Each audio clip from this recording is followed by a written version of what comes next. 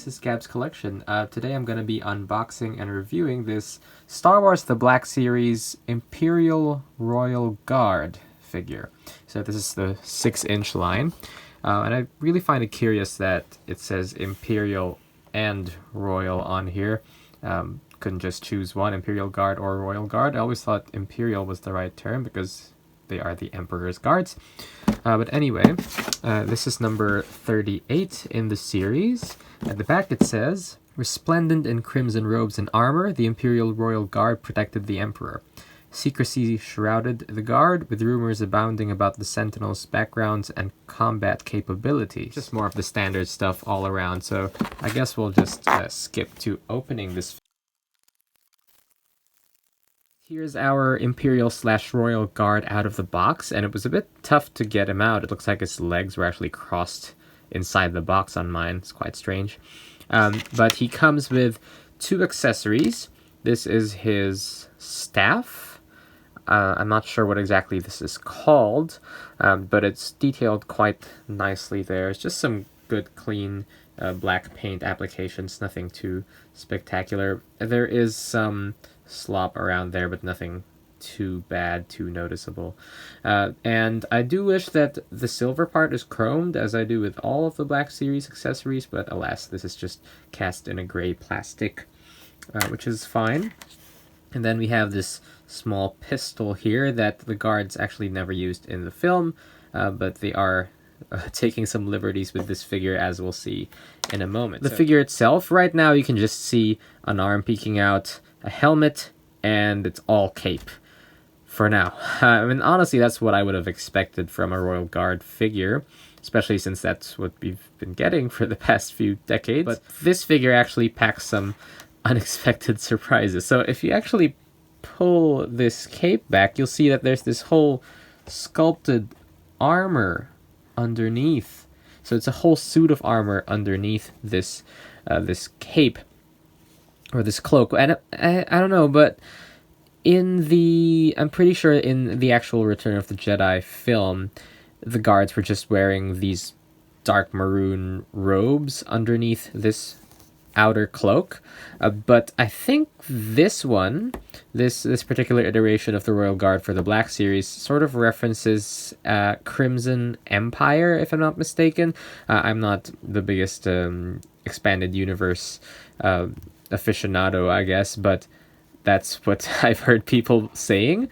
So I don't know too much about that, but what I can see is really well done, and it's something that Hasbro didn't necessarily have to do, but they went the extra mile to give us this. So a lot of good, sharp detail here in terms of sculpting and paint as well. So there's little applications of paint here, like these buckles. There's a good wash on this maroon bodysuit, so it really brings out those wrinkles there. And the detail also continues to the back, so there's also some good sculpting there at the back. In terms of articulation, this piece here, I thought it would be a floating piece, and it actually is a separate piece. It's just pegged into the back, so it doesn't actually move around this codpiece/belt.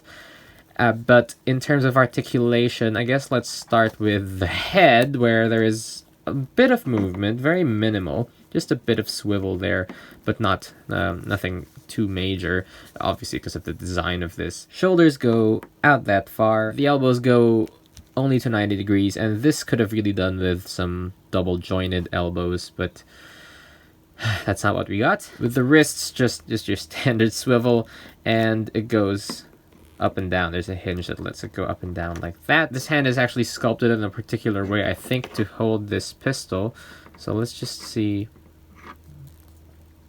Yeah, so that fits in this hand really well. I don't think it's going to fall out if I just leave it in there, and that's good. Continuing with articulation, there is a good crunch there, so it goes back and forward like that.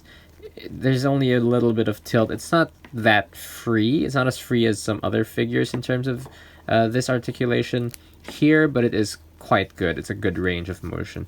And of course, this swivels like this. The legs go out about that far. This is a soft piece, so it doesn't actually hinder the articulation. This is very soft, and that's where the pistol is supposed to go. Knees are double jointed, so they go all the way up here, And that's pretty good. I'm not really sure what sort of poses you would put this Royal Guard in. I haven't really messed with it yet. Ankles are pretty standard from what you've seen from the Black series. Up and down like that. And there is a rocker so you can get him in dynamic poses. Yes, and there is a swivel here at the thigh, which is quite tight on mine, so it probably won't be getting much use. Oh, on my left leg, on the left leg on mine here, it's very tight. It doesn't really want to budge that much, but it should be moving. Might have to heat it up a bit. Again, the pistol fits very well in this hand here. It's made specifically, well, this hand was sculpted specifically to hold this tiny pistol. So, with the staff, I'm not so sure how this is supposed to be holding the staff. Alright, so he's supposed to be holding the staff like this, I believe, if I'm not mistaken. It's a bit strange, but the shape of this hand does make for an interesting pose. I'm not sure if this is how the guards actually held their staffs in the film, but it is quite close, I think. I think they actually were holding it like this.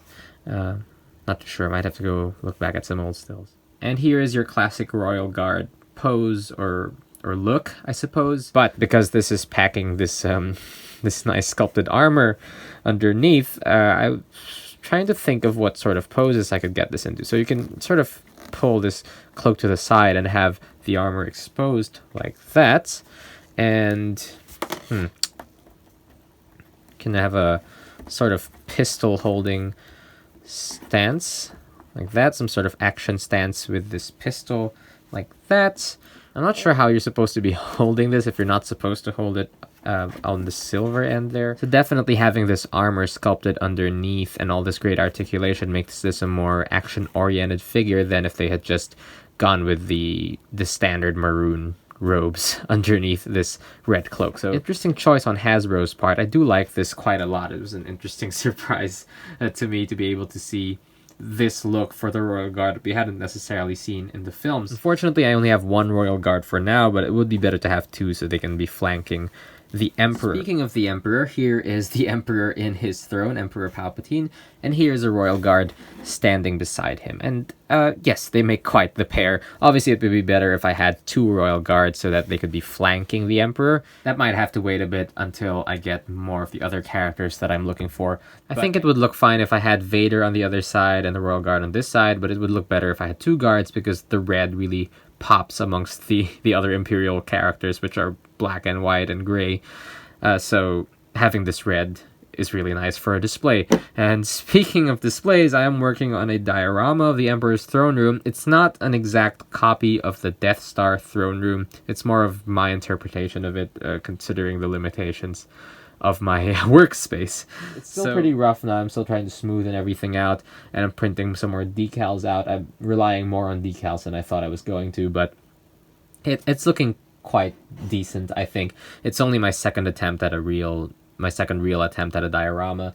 I'm still waiting to open up Vader and Tarkin and Jedi Luke and put them up on that diorama. Obviously, Tarkin doesn't really make sense in canon, but it's just sort of my version of a throne room setup for the Emperor. So overall, I can really only say that I really like this figure. It's a huge surprise that we got all this armor underneath. It's a great nod to the old expanded universe. It's now known as Star Wars Legends, and it also makes for a great action figure. Aside from these very tight thigh swivel joints here, there's really nothing for me to complain about. I think this is just for my figure. I don't know if anyone else is having these problems, but it is a solid figure. Really nice details. I like how the fabric, this soft goods fabric lays. I like how it flows very well. Probably could do with a bit of a steam to get those extra wrinkles out, but overall I really like this look. I'm glad they didn't go with rubber or plastic because that would have really hindered things here. Yeah, I do hope that I was able to keep this video short because I do tend to ramble a bit, and overall, I'm just going to say that I like this figure, and I'm looking forward to putting it on my display. So I'm going to open up a few more figures very soon, and I hope to see you in the next video. And do consider subscribing because I have a very small channel with only less than 40 subscribers. So do consider subscribing, and please leave a like, leave a comment, or you can ask me a question as well in the comment section down below. And I guess that's it for this Imperial / Royal Guard, and I'll see you in the next video.